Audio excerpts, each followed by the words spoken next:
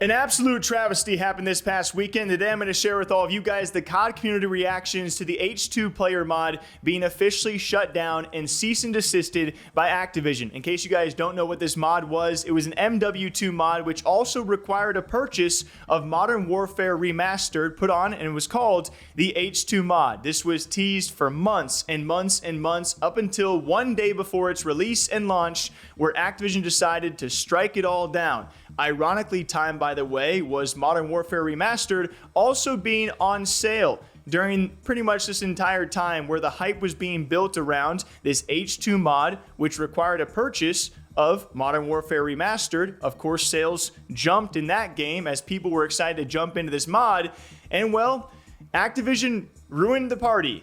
And no one was surprised. As eventually H2 Mod posted, today our team members received a cease and desist order on behalf of Activision Publishing in relation to the H2 Mod project. We are complying with this order and shutting down all operations immediately and permanently. And even more sad, as you saw the public reactions out there, you also see their bio now saying shut down. And we saw the reactions by a lot of people out there. Feel free to share any other opinions you guys had on this. First and foremost, we saw someone like Timthetatman, we saw FaZe, we saw several other community members just straight up say, hey Activision, you really suck for doing this and taking away a mod that, yes, encouraged the purchase of a previous Call of Duty, but apparently that's not good enough for Call of Duty, especially with Black Ops 6 on the rise and set to release, I guess, somewhat shortly. They don't want to take away from that new game, and they don't want you to enjoy a game that's over a decade old, even though it's a better version than most Call of Duties that we have currently. And that even though he was making them money because they had to buy more copies of the game, that wasn't enough, which is unfortunate, but a lot of people had more to say. I would say one of the priorities out there, that being Jev, he was not surprised in the slightest. Mod Twitter. Today, our team members received a cease and desist order on behalf of Activision Publishing in relation to the H2M Mod project. We are complying with this order and shutting down all operations immediately and permanently. So the H2M multiplayer mod is now dead in the water, like a lot of the other projects and stuff that our community has tried directing and just has been shut down and cut down repeatedly over and over again by Activision. I've had a ton of people tagging me in this whole thing, obviously because I made, one or two videos on it, but also because people want me to go on this massive, emotionally charged rant screaming at Activision about this whole thing. But honestly, I put my energy into the last time that they shut down this kind of stuff, so this one probably going to be a little bit more tame. Honestly, with them doing this, I feel I'm disappointed, of course, but I'm not entirely, this didn't really surprise me ever since the last time anyway. The last time was very, very new, very, very jarring. I was very surprised that it happened that way. But this one, yeah. So myself and including a lot of other people were under the assumption that because the H2 multiplayer mod required a paid version of the game, there was no pirating, there was no people pushing you to hey, you can go onto this website or download this RAR file or do this other thing. It was none of that. The team, the website, and everything for the mod encouraged you to go and buy an official copy of the game over on Steam. People went and did that and then installed the mod, and now a day before the actual release day, they have received a cease and desist. Again, I'm not surprised. Obviously, I'm disappointed, but I'm not gonna let this whole thing get me. I'm not gonna blow up over it. It really sucks that Activision really just wants nothing to do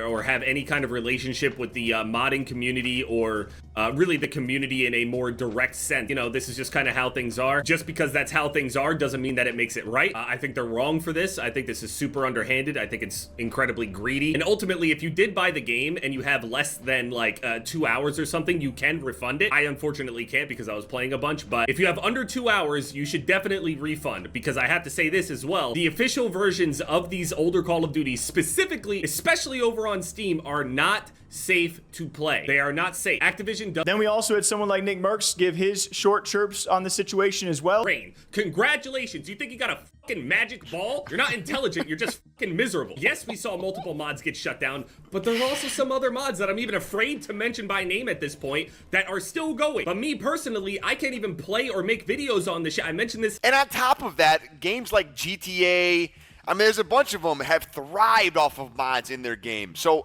when developers come in and throw support towards things like that, it usually goes pretty well. Why Activision's doing this, the only thing I can think of is just greed, and they don't want to put any time or cash into this type of stuff. They want to keep people on the games that have the stores to make more money.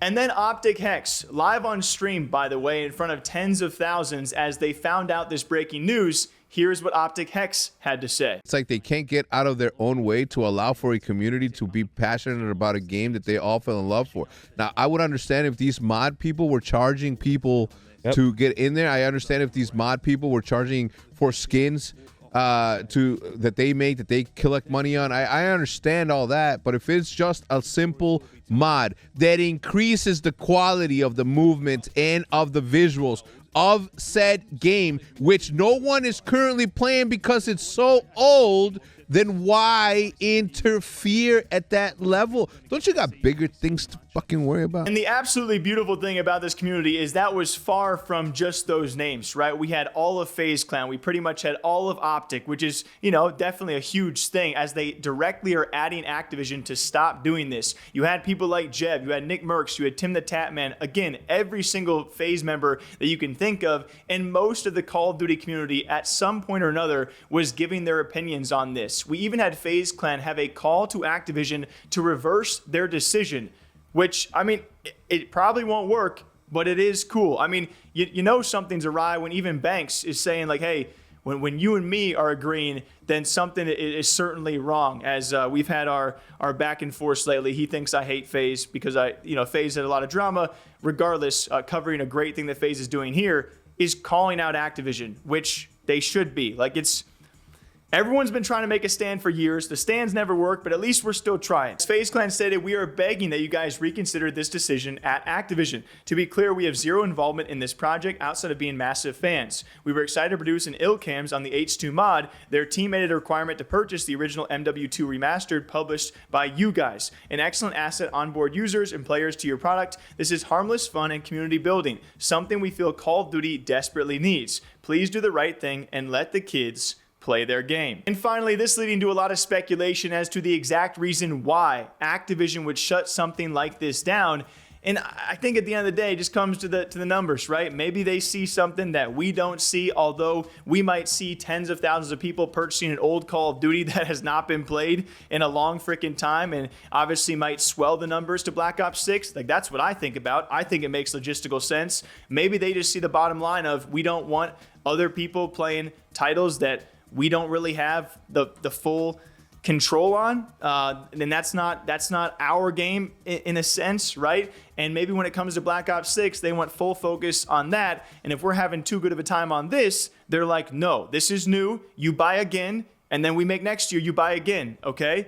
And we no buy old, buy new, we do again, same thing, same time, next year, new game, you buy, and that's how we like it.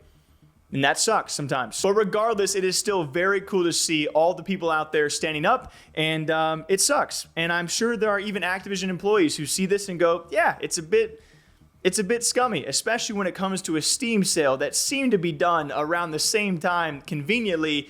Again, the day before it launches, besides the sale, then you still strike down the project. And that also led to a large majority of, I would say, mass refunds towards the original MW Remastered, and rightfully so. It sucks for the people out there who practiced more than 2 hours and couldn't get the Steam refund, which I'm also sure was probably plenty of people. So Activision wins there. So what do you guys think about the H2 mod situation? It sucks, man, but grateful to hear the feedback and at least some people standing up. Till next time, take care, take a sip, all right? Drink that water and coffee. I'll catch you back here next time. Take care.